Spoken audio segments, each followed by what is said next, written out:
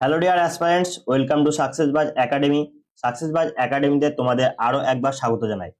আজই প্রকাশিত হয়েছে ডাব্লিউবিপিএসসি মিসেলেনিয়াস সার্ভিস 2024-এর ফুল নোটিফিকেশন, যেখানে আমরা দেখে নেব এই এক্সামের জন্য কি কি রিকোয়ারমেন্ট রয়েছে, কি কি কোয়ালিফিকেশন থাকলে তোমরা অ্যাপ্লাই করতে পারবে, কোন কোন এজ লিমিটের মধ্যে ব্যক্তিরা থাকলে এখানে অ্যাপ্লাই করতে পারবে, কম্পিটিশন এখানে কেমন হতে চলেছে, এবং সব থেকে বড় বিষয় এখানে স্যালারি কিরকম এবং কি কি পোস্টের জন্য এখানে কিন্তু অ্যাপ্লিকেশন করা যাবে। আর কি, আর সব থেকে বড় বিষয় হচ্ছে 2024-এ রিক্রুটমেন্ট বেরোচ্ছে এই 2026-এ এসে, মানে কোন পর্যায়ে সিস্টেম চলে গেছে ব্যাপারটা একবার বুঝতে পারছো। কিন্তু ঠিক আছে, তবুও আমাদের মেনে নিতে হবে, মেনে নিতে হয়, আমরা মেনে নিই, এভাবে আমরা মেনে নিয়ে এগিয়ে যাব। তো আপাতত বেশি কথা না বাড়িয়ে আমরা আমাদের মূল যে আজকের মুদ্রা তার দিকে কিন্তু আমরা ফোকাস করার চেষ্টা করব। তো দেখতেই পাচ্ছ স্ক্রিনে, পাবলিক সার্ভিস কমিশন ওয়েস্ট বেঙ্গলের তরফ থেকে কিন্তু আজকেই নোটিফিকেশন জারি করা হয়েছে, যার অ্যাডভার্টাইজমেন্ট নাম্বার হলো 13/2024, 2026 নয়, 2026-এ রিক্রুটমেন্টটা পাবলিশ হচ্ছে। ঠিক আছে, কি বলছে প্রথমেই আমরা যে জিনিসটা দেখে নেবো সেটা হচ্ছে এই এক্সামটি হবে হচ্ছে 3টে ফেজে। এই রিক্রুটমেন্টটি কমপ্লিট করা হবে 3টে ফেজে। প্রথম হবে প্রিলিমিনারি এক্সামিনেশন, যেটা হবে কি, এই যে দেখতে পাচ্ছ অবজেক্টিভ টাইপ। আর কি হবে, তারপর হবে ফাইনাল এক্সামিনেশন, যেটা কি হবে, যেটা হবে রিটেন টাইপ, এবং তারপরে হবে কিন্তু পার্সোনালিটি টেস্ট। ঠিক আছে, এবার আর কি দেখবো, আর যেটা দেখবো যেটা আমাদের বলেছে যে কলকাতা এবং তার পার্শ্ববর্তী যে সমস্ত ডিস্ট্রিক্ট এবং অন্যান্য যে সমস্ত ডিস্ট্রিক্ট, সেই ডিস্ট্রিক্টে কিন্তু এক্সামের সেন্টার থাকবে। যারা দার্জিলিং এর জন্য, দার্জিলিং ডিস্ট্রিক্টের জন্য, এবং যারা কালিম্পং ডিস্ট্রিক্টের জন্য রয়েছে, তারা কিন্তু দার্জিলিং এ একটি সেন্টার হবে এবং কালিম্পং এ একটি সেন্টার হবে, যেটা পিএসসির ক্ষেত্রে হয়ে থাকে, সেটাই কিন্তু এখানে বলা হয়েছে। আর কি, ফাইনাল এক্সামিনেশন কিন্তু অবশ্যই কলকাতাতে হবে, আর পার্সোনালিটি টেস্ট যেটা, সেটাও কিন্তু ওয়েস্ট বেঙ্গল কলকাতাতে, যেটা পাবলিক সার্ভিস কমিশনের অফিস রয়েছে, সেখানে কিন্তু হেল্ড হবে। আচ্ছা, স্কেল অফ পে বা স্যালারি যে জিনিসটা, সেটা আমাদের কিরকম রয়েছে।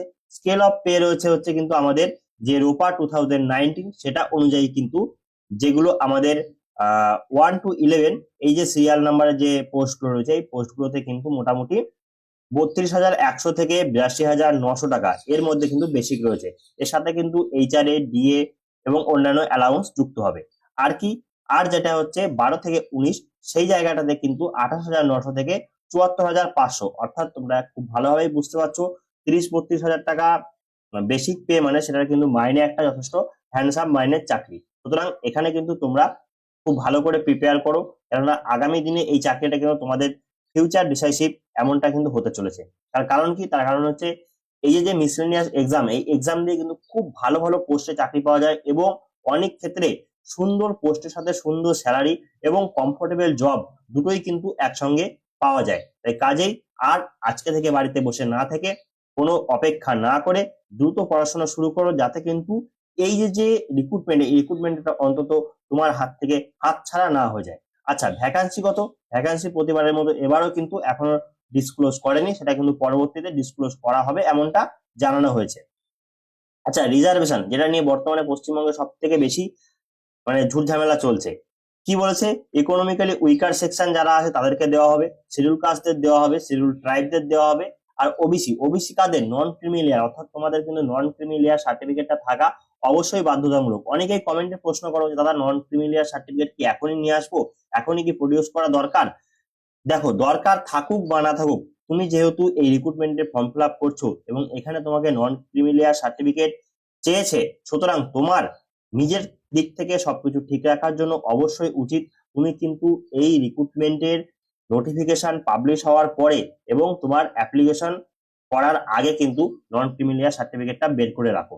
তার কারণ কি, তার কারণ হচ্ছে অনেক ক্ষেত্রে কোর্টে যদি কোনো সমস্যা, কোনোদিন কোনো সমস্যা হয়, যেমন বর্তমানে ওয়েস্ট বেঙ্গল পুলিশের কনস্টেবলের নিয়োগের যে সমস্যাটা চলছে, ইডাব্লিউএস যে কেসটা নিয়ে, তো সেক্ষেত্রে কি বলা হচ্ছে, সেক্ষেত্রে বলা হচ্ছে যে জিনিসটাকে বেঞ্চমার্ক হিসেবে ধরা হয়, সেটা হলো যেদিন তোমার অ্যাপ্লিকেশন তুমি করেছো তার আগে অবধি তোমার কাছে কি কি ডকুমেন্টস ছিল সেটা তোমাকে দেখা হয়। সুতরাং তুমি যদি নন ক্রিমিলিয়ারের আন্ডারে পড়ো, তোমার কিন্তু অবশ্যই উচিত অ্যাপ্লিকেশন করার আগে নিজের কাছে সার্টিফিকেটটা প্রডিউস করে রাখা। তাতে করে কি হবে, ওই সার্টিফিকেটের যে ডেটটা, ওই ডেটটা দেখে তুমি কিন্তু পরবর্তীতে যদি কোনো সমস্যা হয় তুমি বেরিয়ে যেতে পারবে। আচ্ছা, এরপরে কি দেখে নেবো, এরপরে দেখে নেবো যে reservation vacancies will be made as reported by the government, অর্থাৎ রিজার্ভেশন কোন ভ্যাকেন্সিতে কতটা রিজার্ভেশন কোন পার্টিকে কতটা দেওয়া হবে সেটা কিন্তু গভর্নমেন্ট রিপোর্টের ভিত্তিতে তৈরি হবে। ঠিক আছে। আর আর কি বলছে, কোয়ালিফিকেশনের ক্ষেত্রে যে কোনো ইউনিভার্সিটি থেকে ব্যাচেলার ডিগ্রি পাস করলেই হবে। A degree from recognise university or its equivalent লেখাই আছে। আর কি, ability to read, write and speak in Bengali, অর্থাৎ অবশ্যই কিন্তু তোমাকে বাংলা ভাষায় দক্ষ হতে হবে। তবে হ্যাঁ, একটা জিনিস বলা হয়েছে যে যারা কিন্তু নেপালির জন্য বা যাদের মাদার টাং নেপালি, তাদের ক্ষেত্রে কিন্তু এটা এক্সেপশন রাখা হয়েছে। ঠিক আছে। আর কি, knowledge of Bengali will be tested, অর্থাৎ বাংলা যে তুমি কতটা জানো, বাংলার প্রতি যে তোমার জ্ঞান, সেটা কিন্তু তোমার ওখানে টেস্ট করা হবে। এবং সব থেকে বড় বিষয়, যারা নেপালি তাদেরও কিন্তু বাংলা টেস্টটা দিতে হবে। আর যারা বাঙালি, যারা বাংলায় এক্সাম দেবে, তাদের তো কোনো সমস্যাই নেই। ঠিক আছে। এজ কি বলছে, এজ হচ্ছে 20 বছরের উপরে যারা, তারা কিন্তু অ্যাপ্লাই করতে পারবে, এবং 39 বছর পর্যন্ত, অর্থাৎ 1/1/2024 যদি বর্ন ডেট ধরা হয়, এই অনুযায়ী যদি ধরা হয়, তাহলে কিন্তু মোটামুটি 2/1/1985 এবং 1/1/2004 এই যে টাইম পিরিয়ডটা, এই টাইম পিরিয়ডের মধ্যে যাদের ডেট অফ বার্থ রয়েছে, তারা কিন্তু অ্যাপ্লাই করতে পারবে। ঠিক আছে। আর কি, relaxation of age limit, relaxation in age লিমিটে কি আছে, আমরা সাধারণত দেখে থাকি এসসি এসটি দের ক্ষেত্রে 5 বছর ছাড় দেওয়া হয়, এখানেও তাই হয়েছে। ওবিসি দের ক্ষেত্রে 3 বছরের দেওয়া হয়েছে। এবং যারা পিডাব্লিউডি আছেন, অর্থাৎ যারা ফিজিক্যালি ডিসেবল এবং 40% উপরে হতে হবে, তাদের ক্ষেত্রে কিন্তু 45 ইয়ার্স পর্যন্ত লিমিট রাখা হয়েছে। আর কি বলেছে, অন্য স্টেট থেকে যদি কোনো এসসি এসটি ওবিসি ক্যান্ডিডেট আসে, তাদের কিন্তু এই ছাড়টা দেওয়া হবে না। ঠিক আছে। এরপরে আর কি দেখে নেবো আমরা। এরপরে রিগার্ডিং যেটা আমাদের দরকার, সেটা হচ্ছে কি, 160 টাকা কিন্তু ফি রাখা হয়েছে। ঠিক আছে, 160 টাকা ফি রাখা হয়েছে। এসসি এসটি ক্যান্ডিডেট এবং যারা পিডাব্লিউবিডি ক্যান্ডিডেট রয়েছে, তাদের কিন্তু এই ফিটা লাগছে না। ঠিক আছে। জেনারেল এবং ইডাব্লিউএস ক্যান্ডিডেট যারা, তাদের কিন্তু অবশ্যই লাগবে। আচ্ছা, পার্টিকুলার অ্যান্ড সার্টিফিকেট রিকোয়ার্ড, কোন কোন সার্টিফিকেট কার কার দরকার, দেখো, ইডাব্লিউএস, এসসি এসটি ওবিসি, অর্থাৎ কাস্ট সার্টিফিকেট কিন্তু অবশ্যই জরুরি। আর যারা ডিসেবল রয়েছে, যারা ডিসেবিলিটি সার্টিফিকেট যাদের কাছে আছে, বা যারা ডিসেবল হিসাবে ফর্ম ফিল আপ করছো, তাদের কিন্তু ডিসেবিলিটি সার্টিফিকেট যেটা যেটা 40% অ্যাবাভ, এটা কিন্তু রাখবে।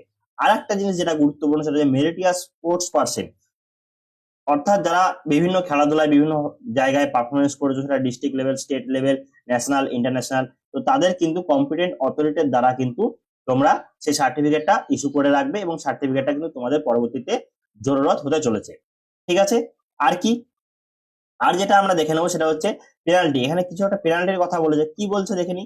A deduction of 10% of full marks shall be made from total marks secured by a candidate in particular paper if he or she disclose his or her identity, অর্থাৎ তুমি যদি কোনোভাবে তোমার পেপারে তোমার আইডেন্টিটি ডিসক্লোজ করার চেষ্টা করো, অর্থাৎ আইডেন্টিটি ডিসক্লোজ করে তুমি যদি কোনো পেপার নেওয়ার চেষ্টা করো, তাহলে কিন্তু তোমার টোটাল মার্কসের থেকে 10% মার্কস কেটে নেওয়া হবে।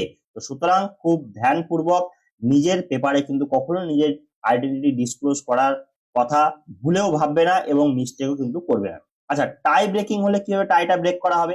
টাই ব্রেকিং যেটা হবে, সেটা হচ্ছে যে ব্যক্তি পার্সোনালিটি টেস্টে বেশি নাম্বার পাবে, তাকে সবার ফার্স্টে চান্স দেওয়া হবে। যদি তারপরেও টাই থেকে যায়, তাহলে কি হবে, higher aggregate marks of the two papers in which candidates obtain highest and second marks, and in case of further tie, highest marks obtained by a candidate in any paper will be given preference, অর্থাৎ যে লিখিত পরীক্ষা হবে, সেই লিখিত পরীক্ষার যে aggregate marks হবে, সেটার মধ্যে যে হায়ার পাবে, তাকে কিন্তু আগে প্রমোট করা হবে। যদি তাও টাই থাকে, তাহলে কিন্তু পার্টিকুলার যে দুটো পেপার, সেই দুটো পেপারের মার্কসে কিন্তু তুলনা করা হবে, তারপরে তাকে কিন্তু প্রমোট করা হবে। এবং এর পরেও যদি টাই থেকে যায়, তখন কি করা হবে, তখন কিন্তু যার এজ বেশি, যার হায়ার এজ, তাকে কিন্তু প্রমোট করা হবে। ঠিক আছে।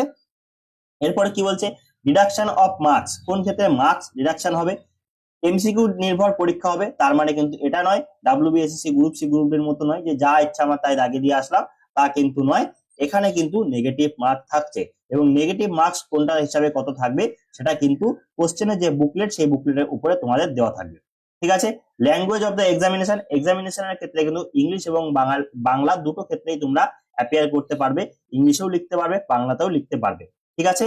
তবে বেশিরভাগ যারা বাঙালি, তারা বাংলায় প্রেফার করবে, এবং বাংলা বাদে যারা অন্যান্য স্টেট থেকে আসছে, এবং সব থেকে বড় বিষয় যারা নেপালি রয়েছে, তারা কিন্তু ইংলিশ ল্যাঙ্গুয়েজটা ওখানে লিখতে পারো। ঠিক আছে। তবে হ্যাঁ, তবে ল্যাঙ্গুয়েজ পেপার যেটা, সেটাতে কিন্তু কোনো এই সমস্ত ইংলিশ বাংলা চলবে না, সেখানে কিন্তু তোমরা বাংলা পেপার বাংলা দিতে হবে, ইংলিশ পেপার ইংলিশে দিতে হবে। ঠিক আছে। ক্যাটাগরি ওয়াইজ কোয়ালিফাইং মার্কস, এখানে দেখো এই জিনিসটা অনেকে কনফিউজ হয়ে যায় যে তাহলে কি 40% পেলে আমি পাস করে যাবো? না বাবু, এমন জিনিসটা নয়।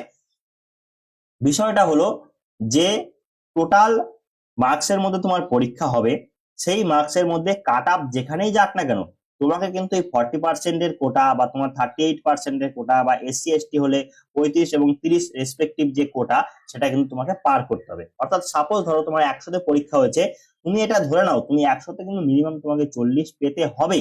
40-এর যদি তুমি নিচে পাও, তাহলে কাট আপ যেখানেই যাক না কেন তোমাকে কিন্তু নেওয়া হবে না। অর্থাৎ কাট আপ তুমি ধরে রাখো 100 মার্কসের পরীক্ষা হলে 40-এর উপরে কাট আপ কিন্তু করতে হবে। এই যে যে কোয়ালিফাইং বিষয়টা দেওয়া থাকে, এটা নেচারই হচ্ছে এটা মিনিমাম 40% মার্কস কিন্তু তোমাকে পেতে হবে। তারপরে তার উপরে যারা পাবে তাদেরকে নিয়ে কিন্তু তোমার কাট আপটা তৈরি হবে। 40% নিচে পেলে কিন্তু তোমাকে ডাইরেক্ট ছেটে ফেলা হবে, তোমার কাট আপের আসা যাওয়া কোনো তোমার ওর মধ্যে কিন্তু তুমি পড়বেই না। বোঝা গেছে? আর কি প্রিলিমিনারি এক্সামের সেন্টার গুলো কোথায় থাকবে? কলকাতা থাকবে, বারুইপুর থাকবে, ডায়মন্ড হারবারে আছে, ব্যারাকপুরে আছে, বারাসাতে থাকবে, হাওড়া, চিনসুরা অর্থাৎ যেটা চুচুড়া, বর্ধমান, দুর্গাপুর, মেদিনীপুর, তমলুক, বাঁকুড়া, পুরুলিয়া, ঝাড়গ্রাম, সিউড়ি, কৃষ্ণনগর, বহরমপুর, মালদা, বালুরঘাট, রায়গঞ্জ, জলপাইগুড়ি, আলিপুরদুয়ার, কোচবিহার, শিলিগুড়ি, কালিম্পং অ্যান্ড দার্জিলিং। এখানে বলা হয়েছিল আগে যে কালিম্পং এবং দার্জিলিং এর যে 3টে সদর এলাকা রয়েছে, সেই জায়গাগুলোতে কিন্তু এই কালিম্পং এর ছেলেরা কালিম্পং এবং দার্জিলিং এর ছেলেরা কিন্তু দার্জিলিং এ আসার জন্য অনুরোধ করা হয়েছে তাদেরকে আগেই। আর বাকি যে ডিস্ট্রিক্ট গুলো রয়েছে সেই ডিস্ট্রিক্টের রেসপেক্টিভে কিন্তু অন্যান্য জায়গায় তাদের সবারই কিন্তু এই এক্সাম সেন্টার বলে দেওয়া হয়েছে। ঠিক আছে, তো তুমি যখন এক্সাম সেন্টার চুজ করবে তখন তুমি তোমার নিয়ারেস্ট এক্সাম সেন্টারটাকে চুজ করবে। অনেকে ভুল করে এই এক্সাম সেন্টার চুজ না করে অন্যটা চুজ করো। দেখো ভাই, সব থেকে বড় বিষয় হচ্ছে তুমি যেদিন পরীক্ষা দিতে যাবে সেদিন তোমার মেন্টাল প্রিপারেশনটা সব থেকে বেশি গুরুত্বপূর্ণ। আর মেন্টালিটি তখনই ঠিক থাকে, মেন্টাল হেলথ তখনই ঠিক থাকে যখন তোমার ফিজিক্যাল হেলথ ঠিক থাকবে। তুমি আজকে 100 কিলোমিটার দূরে এক্সাম দিতে যাচ্ছ, তোমার ফিজিক্যাল হেলথ খারাপ হবে, তোমার মেন্টাল হেলথও খারাপ হবে। ঠিক আছে, তো কাজেই মেন্টাল হেলথ ঠিক রাখার জন্য ফিজিক্যাল হেলথকে ঠিক রাখতে হবে। সুতরাং আমাকে কিন্তু আমার বাড়ি থেকে নিকটবর্তী যে এক্সাম সেন্টার সেটাকে কিন্তু অবশ্যই ওয়াইসলি চুজ করতে হবে। ঠিক আছে, আর কি বলেছে? আর যেটা বলেছে মোবাইল ফোন, স্মার্ট ওয়াচ এগুলো যদি তোমরা নিয়ে যাও তাহলে কিন্তু তোমাদের কপালে অশেষ কষ্ট আছে, কাজে এগুলো নিয়ে যাওয়ার কোনো কিন্তু চেষ্টা করবে না। রেজাল্ট অফ দ্য এক্সামিনেশন, এই রেজাল্ট অফ দ্য যে এক্সামিনেশন হবে সেটা কিন্তু স্ক্রিনিং টেস্ট করা হবে। আর সব থেকে বড় বিষয় হচ্ছে মেডিকেল এক্সামিনেশন থাকছে। রেজাল্টের পরে যে সমস্ত বিষয়গুলো তোমাদের আছে সেগুলো কিন্তু তোমরা এখানে একটু দেখে নেবে। আর কি ক্যানভাসিং, কোন রকম যদি ক্যানভাসিং করেছো এবং কোন রকম ম্যাল প্র্যাকটিস যদি তোমরা করেছো তাহলে কিন্তু কপালে অশেষ কষ্ট আছে। আর কি আর যেটা দেখে নেবো যে commencement date of online application. Online application কবে থেকে শুরু হচ্ছে? শুরু হবে হচ্ছে 30শে এপ্রিল থেকে, মানে বুঝতে পারছো আজকে 25 তারিখ, 30 তারিখ থেকে কিন্তু শুরু হয়ে যাবে।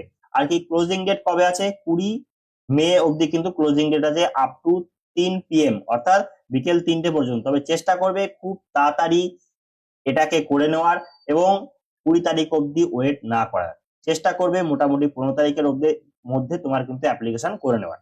বোঝা গেছে? আর কি ক্লোজিং ডেট অফ সাবমিশন ফিস কবে বলেছে? 20 তারিখেই কিন্তু লাস্ট ডেট আছে ফিস পে করার, যেটা কিন্তু 3টে অবধি কিন্তু থাকবে। ঠিক আছে, আর 22 তারিখ থেকে 28 তারিখের মধ্যে কিন্তু এডিট উইন্ডো খোলা হবে। বোঝা গেছে? এবার তোমরা বিভিন্ন জায়গায় বিভিন্ন রকম ভিডিও দেখবে যে আমি স্পোর্টস পার্সন, আমি ফিজিক্যালি ডিসেবল, আমার সার্টিফিকেট কিভাবে বার করবো, এই নিয়ে বিশাল একটা কনফিউশন তোমরা নিজেদের মধ্যে তৈরি করো। কোনো দরকার নেই। এই যে নোটিফিকেশন দিয়েছে তার নিচের দিকে নামলে অ্যাপেন্ডিক্স 1 আছে, এখানে কি দেখতে পাবো? Certificate regarding physical limitation and examination to write. বোঝা গেছে?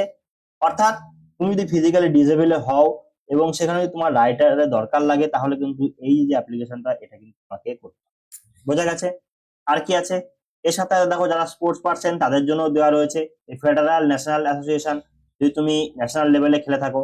ঠিক আছে, তারপরে দেখো এখানে বলে দিয়েছে, এখানে এটা কি বলেছে? স্টেট অ্যাসোসিয়েশন, এটা স্টেট লেভেলে হয়ে থাকলে, ঠিক আছে, এটা ইউনিভার্সিটি লেভেলে হয়ে থাকলে এটা থেকে করতে পারবে। আর কি বলেছে? Directorate of school education West Bengal, এটা মানে সম্ভবত স্কুল টিম ন্যাশনাল গেমস যদি স্কুল টিম হিসেবে পার্টিসিপেট করে থাকো তাহলে কিন্তু এই সার্টিফিকেটটা তুমি নিতে পারো। আর কি অ্যানেক্সার সি দিয়েছে, অ্যানেক্সার সি তে কি বলেছে? Income and asset certificate by to be produced by economically weaker section, অর্থাৎ ইকোনমিক্যালি উইকার সেকশন যারা আছে তাদের কিন্তু এই অ্যাসেট ডিক্লারেশন সার্টিফিকেটটা দিতে হয়। তো সেটা কিন্তু তোমরা এখান থেকে পেয়ে যাচ্ছ। ঠিক আছে। এরপরেও যদি তোমাদের কোনো ডাউট থেকে থাকে, এরপরে যদি তোমাদের কোনো অসুবিধা থেকে থাকে, তোমরা কিন্তু অবশ্যই আমাকে কমেন্ট বক্সে জানিও। আমি অবশ্যই চেষ্টা করব তোমাদের পূর্ণভাবে হেল্প করে দেওয়ার। কোনো রকম দ্বিধা সংকোচ ছাড়াই তোমরা কিন্তু আমাকে কমেন্ট বক্সে জানাতে পারো। তো দেখা হচ্ছে আবারও কোনো একটি ভিডিওতে। ততক্ষণ ভালো থাকবে, সুস্থ থাকবে আর জমি প্রিপারেশন করবে। খুব তাড়াতাড়ি এই চ্যানেলে WBPSC রিলেটেড মিসলিনিয়াস সার্ভিসে যে সমস্ত ক্লাস তোমাদের জন্য জরুরি তার প্রত্যেকটা ক্লাস কিন্তু আমরা নিয়ে আসার চেষ্টা করছি। চ্যানেলটা অবশ্যই সাবস্ক্রাইব করে রাখো, বেল আইকনটি ক্লিক করে রাখো। খুব তাড়াতাড়ি আজ থেকে 2-3 দিনের মধ্যেই কিন্তু তোমাদের WBPSC রিলেটেড সমস্ত ক্লাস এই চ্যানেলে একের পর এক আসতে চলেছে। চ্যানেলটা ফলো করে রাখো, চ্যানেলটা সাবস্ক্রাইব করে রাখো। আশা করি তোমার যে প্রিপারেশন, তোমার যে কম্পিটিটিভ এক্সামের জার্নি, সেটাকে আরো অনেক স্মুথ করে দেওয়ার চেষ্টা করব আমরা। চলো আবারও দেখা হচ্ছে কোনো একটি নতুন ভিডিওতে। ততক্ষণ ভালো থাকবে, সুস্থ থাকবে, জমি প্রিপারেশন করবে। জয় হিন্দ।